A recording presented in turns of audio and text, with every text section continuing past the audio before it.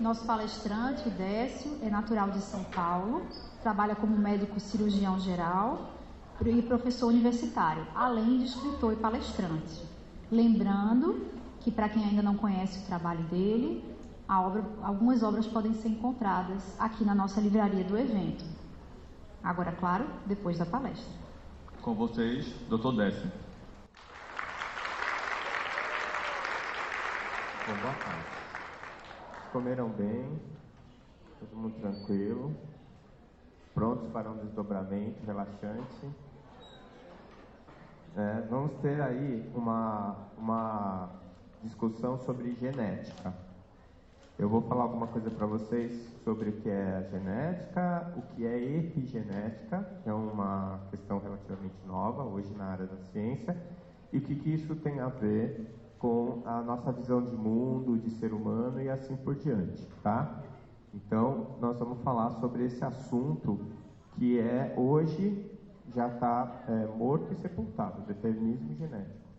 Isso ditou a ciência e a biologia durante muitos anos, e desde o fim do projeto Genoma, a gente já sabe que é uma mentira, essa coisa do determinismo genético. A gente vai falar um pouquinho sobre isso, entender como é que isso se dá.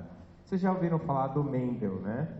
O Mendel, ele era um padre, ele morava num convento na República Tcheca, que é uma cidadezinha que o nome é esquisito, é BRN. Né? Como é que você pronuncia isso? Eu falo Brno, mas não sei se é assim que fala. Mas eu estive lá nessa cidadezinha, fui conhecer o lugar onde ele estava e as caixinhas onde ele fez os experimentos dele com ervilhas. E ele via as cores das ervilhas e mudava, cruzava uma ervilha com a outra. E ele foi observando um comportamento fixo nas ervilhas descendentes, depois dos cruzamentos. E ele descobriu que existiam algumas regras, algumas leis que regiam aquela transmissão das características da ervilha, de uma ervilha para outra. Ele fez isso também com insetos, e ele fez um trabalho super bonito e apresentou num congresso de ciências naturais na Europa.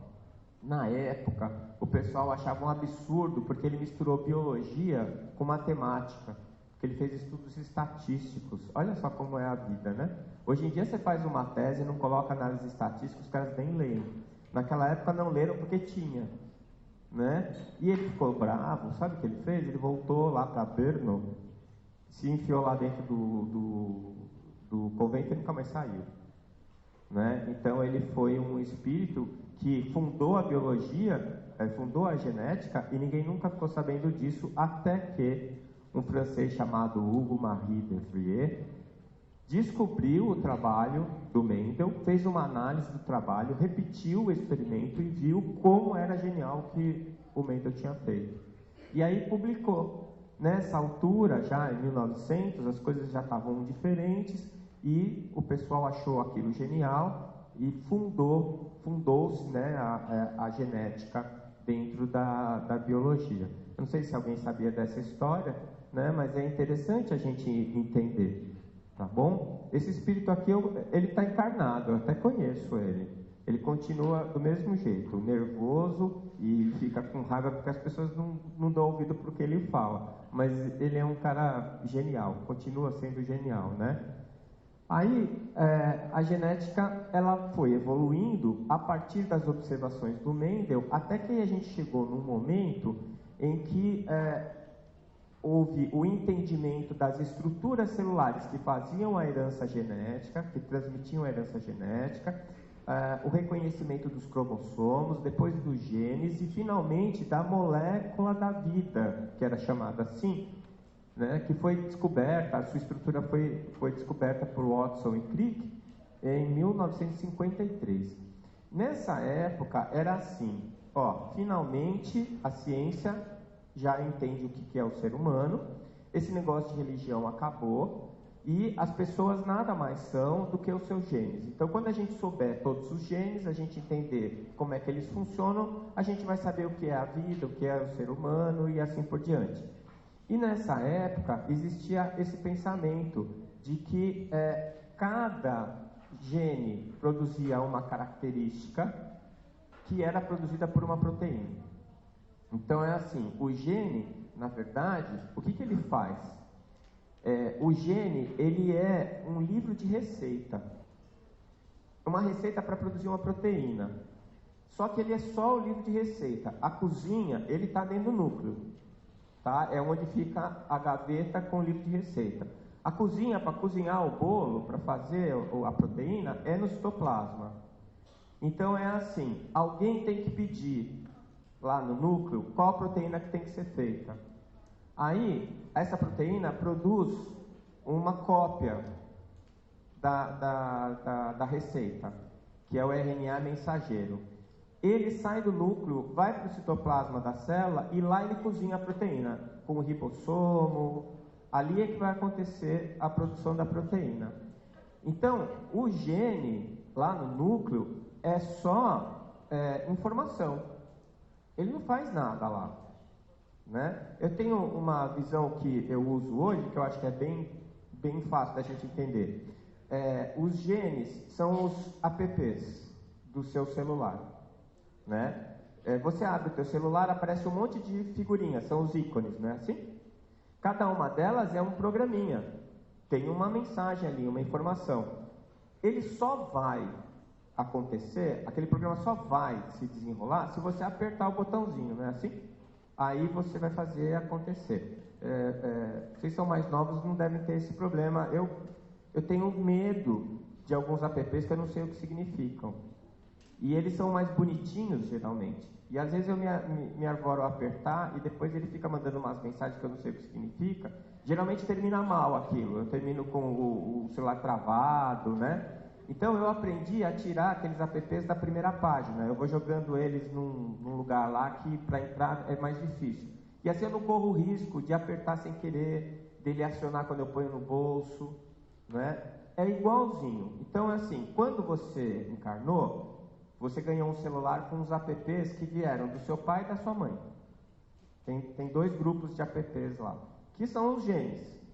Aí, você, na hora que você pegou o celular, você deu uma mexida nele, botou uma página, a tua foto na primeira página, pegou os programas que você usa mais, colocou na primeira página, mudou a musiquinha, não é assim? Você não deixa o negócio com a tua cara? Pois é, igualzinho. Você pega os apps da mãe e do pai, você vai misturar, faz uns downloads de algumas coisas que não tem ali e deixa ele com a tua cara.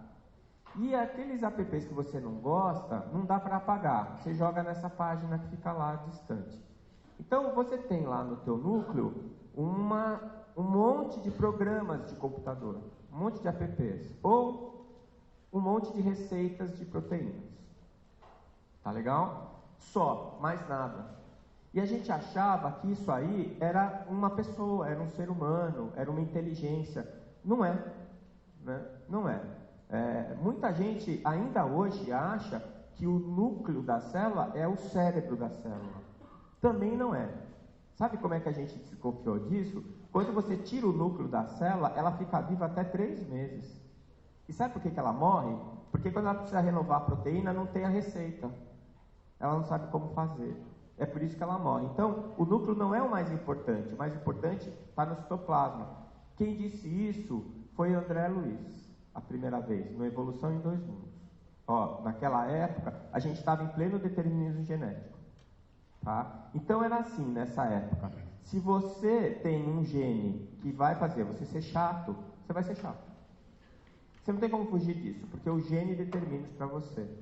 Então era assim, isso era o determinismo genético. Tanto que, nessa época, até a própria psicologia usava esse conceito. Então era assim, não adianta lutar contra, porque isso é tudo pré-determinado pelos genes. E hoje a gente sabe que isso é uma grande mentira. Como é que a gente desconfiou?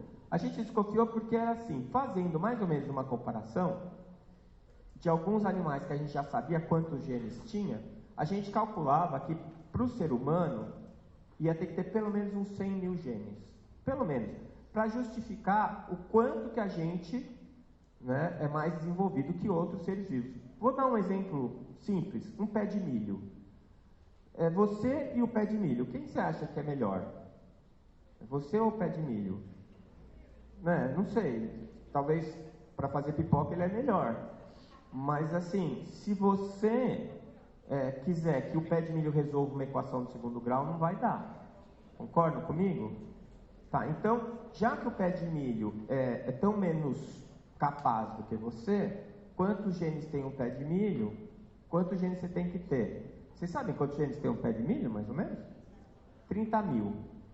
30 mil. Então, se você tivesse 100 mil, você está bem melhor que o pé de milho, não é assim? Bom, legal. Só que aí é o seguinte, a gente fez o estudo e descobriu... Peraí, deixa eu colocar aqui. Já vou falar isso para vocês. A gente fez o pé de milho e a gente fez a contagem dos nossos genes e nós descobrimos que nós temos 24 mil genes. Então você está pior que o pé de milho, não é? É engraçado isso, né? Porque já não explica mais a complexidade. Isso quer dizer que você está pior que o pé de milho? Não, quer dizer que não é por aí que explica. Deu para entender? Né? Por quê? Que, de maneira geral, os vegetais têm mais genes do que os animais. Sabe por quê? Eles fazem uma coisa que nenhum animal consegue fazer, que é pegar a luz e capturar a energia da luz e transformar isso em energia química. Né? Nós somos tão incapazes de fazer isso que a gente precisa se alimentar deles para poder conseguir a energia. Ou deles, ou de alguém que come eles, né? Quando você come carne, você está comendo o atravessador, né? Ele come a planta e você come ele, né? Mas na verdade quem produziu a energia foi a planta, né? E ela, para fazer isso, ela precisa de uma quantidade muito grande de proteínas. Então por isso ela tem o maior número de receitas no núcleo dela. Esse cara aqui é o meu caçula, é o Bruno. Nessa época aqui ele tinha 5 anos. E ele falava assim, que ele não deixava ninguém, ele tinha nojo, se você tomasse água, ele não tomava água no seu copo. E ele ia tomar água no copo dele, não queria que ninguém mexesse no copo dele, tinha nojo de misturar se o copo ou a colher.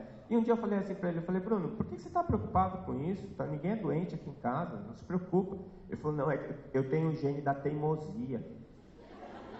E se você tomar água no meu copo, você vai ficar teimoso que nem eu, né? Ele até hoje ele é espertinho, assim, já está com 16 anos.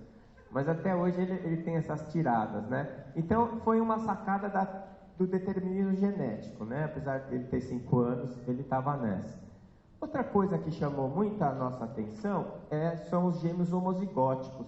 Gêmeo homozigoto é o gêmeo idêntico, tá? Todo mundo já conhece ou conheceu alguém que tem gêmeo homozigoto, que são gêmeos idênticos. Então, você olha para eles são clones perfeitos.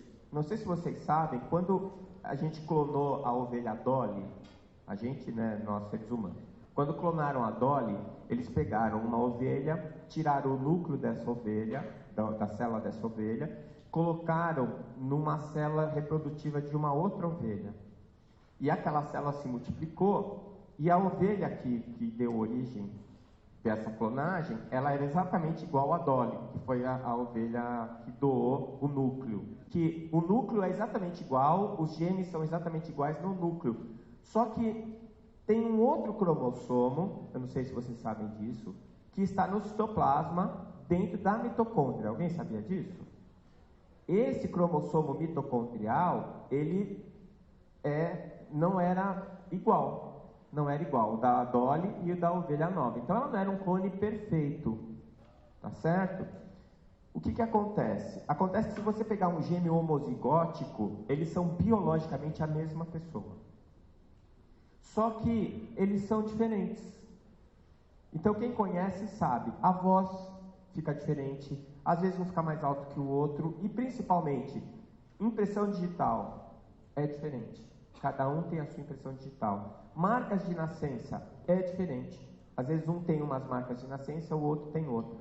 Então é a mesma coisa que você dá um celular para um filho e dá o mesmo celular para o outro filho e cada um vai deixar o celular com a sua própria cara. É a mesma marca, tem a mesma capacidade, os mesmos programas, mas cada um usa de um jeito diferente. Por quê? Porque quem está mandando ali na célula não são os genes. É alguém que comanda os genes. Tá certo? Esse é o checkmate na teoria materialista.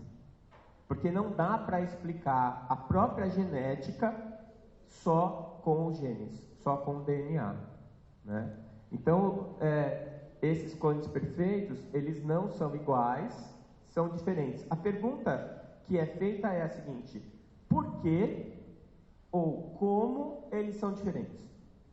Já que eles são exatamente a mesma pessoa biologicamente falando. Todo mundo aqui já deve ter assistido algum filme de ficção científica que tem as gêmeas que são clonadas e eles falam a mesma coisa, falam junto, como se fosse a mesma pessoa. Isso é uma bobagem gigantesca. Não é? Muito antes desses filmes de ficção científica, já tinham gêmeos idênticos e nunca eles se comportaram do mesmo jeito. É claro, tem muita coisa em comum, né? Porque não é só o mesmo potencial genético que eles têm. Eles nasceram da mesma mãe, foram criados no mesmo ambiente, né? Eles têm muita coisa em comum, mas são pessoas diferentes, porque são espíritos diferentes. Não existem espíritos clonados, né? Não existem espíritos clonados. Então, essas questões, elas ficam muito claras quando a gente avalia os gêmeos homozigóticos, né? Em todos esses aspectos que a gente viu aqui. Aí, o grande lance foi esse projeto Genoma, projeto Genoma Humano. Ele foi iniciado em 1990. E a ideia era a seguinte: vamos colocar grana para a gente conseguir decodificar todo o genoma humano. E eles estavam esperando 100 mil genes. E eles achavam que ia demorar 15 anos para fazer isso, para atingir esses 100 mil genes, né? Só que em 2001, eles já tinham 95% dos genes decodificados. E naquela época a estimativa era de 35 mil. Em 2001 já foi uma catástrofe. Para quem está esperando 100 mil, 35, né? Era muito humilhante. Depois eles foram recontar. Deu menos, tem 24 e alguma coisa, 24 mil e alguma coisa, né? Isso nos coloca aonde, né? Isso daí foi publicado na Nature, 2004, essa revista histórica, né? Entrou para a história da ciência, da humanidade, né? 23 mil genes, quase 24, tá? Bom, essa senhora aqui, que não é muito bonita, é a mosquinha da fruta, vocês conhecem? A Drosophila melanogaster. Aquela mosquinha que fica em volta da banana lá. O nome dela é muito maior que ela, né? Drosophila melanogaster. E ela foi a primeira a ser estudada porque ela tem cromossomos gigantes. É fácil de estudar os cromossomos dela. Ela tem 15 mil genes, né? A gente com 23, nós estamos mal na fita. Essa larva aqui, o Caenorhabditis, ela parece uma lombriga, é quase isso, né? E ela é muito estudada na genética porque ela tem 24 mil genes redondo, certinho. E ela tem sempre as mesmas características, a variação entre os indivíduos é quase nenhuma. Bom, 24 mil tá que nem a gente, não é? Então, estamos mal na fita. E o rato? Tem o mesmo número de genes que a gente. E olha, fica pior, viu? Se você achar que já está ruim, que não só é o mesmo número, quando são praticamente os mesmos genes. Então, se alguém te perguntar se você é um homem ou um rato, é bom parar para pensar, entendeu? Bom, depende em que aspecto você está querendo se referir. Se é quanto a relação aos genes, 99% dos genes do rato estão no mesmo lugar e são exatamente iguais aos nossos genes. Vocês sabiam disso, não? Olha que interessante. E você sabe que assim, isso daí são pacotes de tecnologia que foram adquiridos durante a evolução do planeta. Você sabe que tem um conjunto de genes que determina a produção de osso.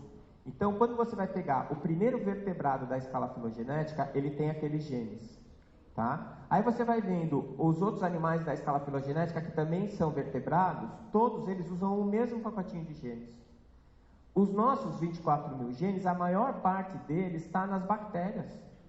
E são genes que ensinam a gente a respirar, a fazer excreção. Então, é o mesmo processo tecnológico, a gente usa a mesma tecnologia, né? Não tem Android e iOS e Apple, é só um. Não tem duas tecnologias rolando ao mesmo tempo, é a mesma. O que vai acontecendo é que vai se desenvolvendo as tecnologias em cima daquilo, entendeu?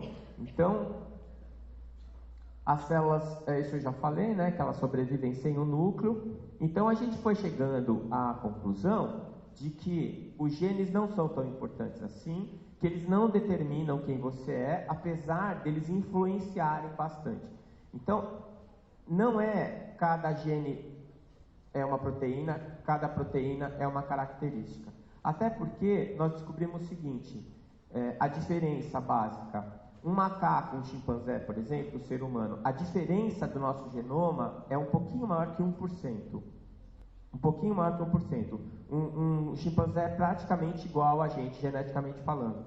Só que olha que interessante, o número de neurotransmissores produzidos no cérebro do chimpanzé é a metade do nosso, com os mesmos genes. Então eles descobriram o seguinte, que existem genes que são controladores e genes transcritores. O transcritor é o que faz a receita do bolo, gera o RNA mensageiro. O gene que comanda aquele gene, ele pode fazer com que aquele gene produza até 5 receitas diferentes. Ou seja, um gene pode produzir até 5 proteínas diferentes. Depende de como você acessa ele. Entendeu? De que jeito que você acessa.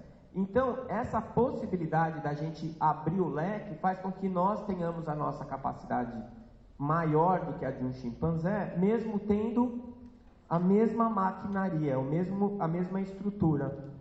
Então, é a mesma coisa.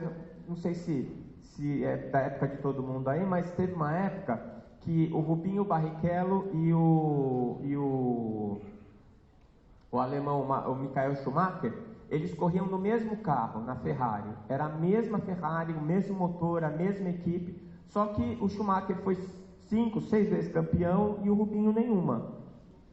Então, qual que é a diferença? A diferença é o Rubinho e o Schumacher.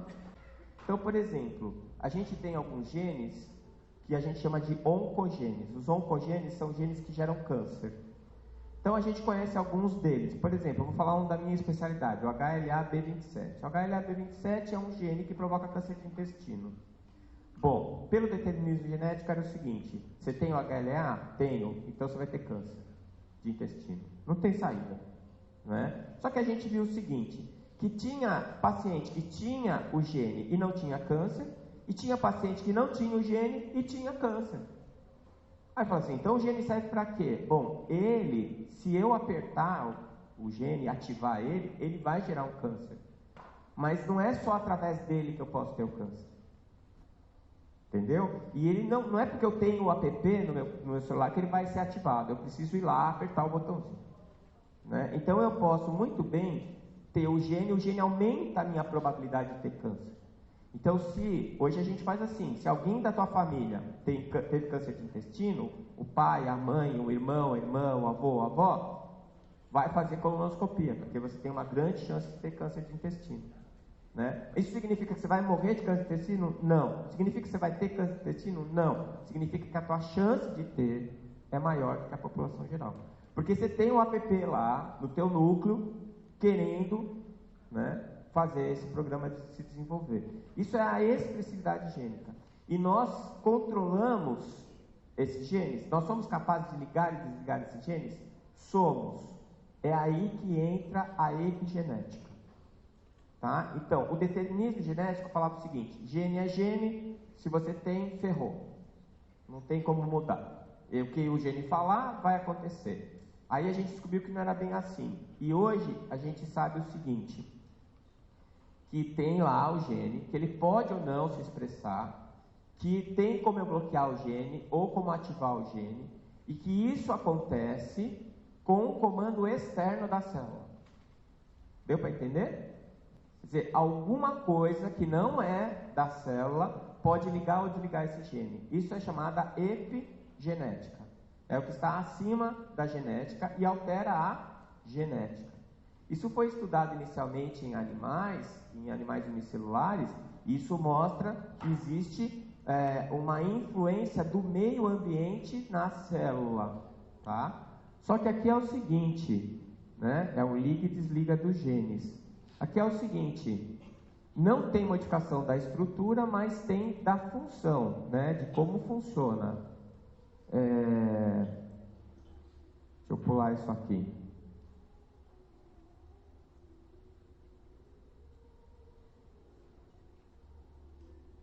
Então, as mudanças no ambiente vão mudar a célula para produzir as mudanças na expressão gênica. Eu estou controlando quem vai funcionar e quem não vai, quais são os apps que eu vou usar. E o meio ambiente é que faz isso. Entretanto, existe uma coisa interessante, porque as células que formam o seu corpo, eu não sei se você sabe, você é um condomínio de 75 trilhões de células. Né? Você acha que isso é muito? Tem mais bactéria do que célula no seu corpo. Então, além de 75 trilhões, o número de bactérias que habitam o seu intestino, por exemplo, é maior do que o número de galáxias que a gente imagina que existam no universo. Você sabia disso? Então, assim, você é praticamente um universo de micro-organismos. Seja as suas próprias células, sejam bactérias que estão ali convivendo com você. Todas essas formas de vida rudimentar, elas estão subjugadas ao seu espírito. E elas vivem dentro de você como uns peixes dentro do aquário. Né? Aliás, nós somos aquários. A vida no planeta nasceu no mar. E quando a gente veio para a Terra, a gente trouxe o mar dentro da gente. Tanto que, o que é que mais tem no nosso corpo, vocês sabem? Água e sal.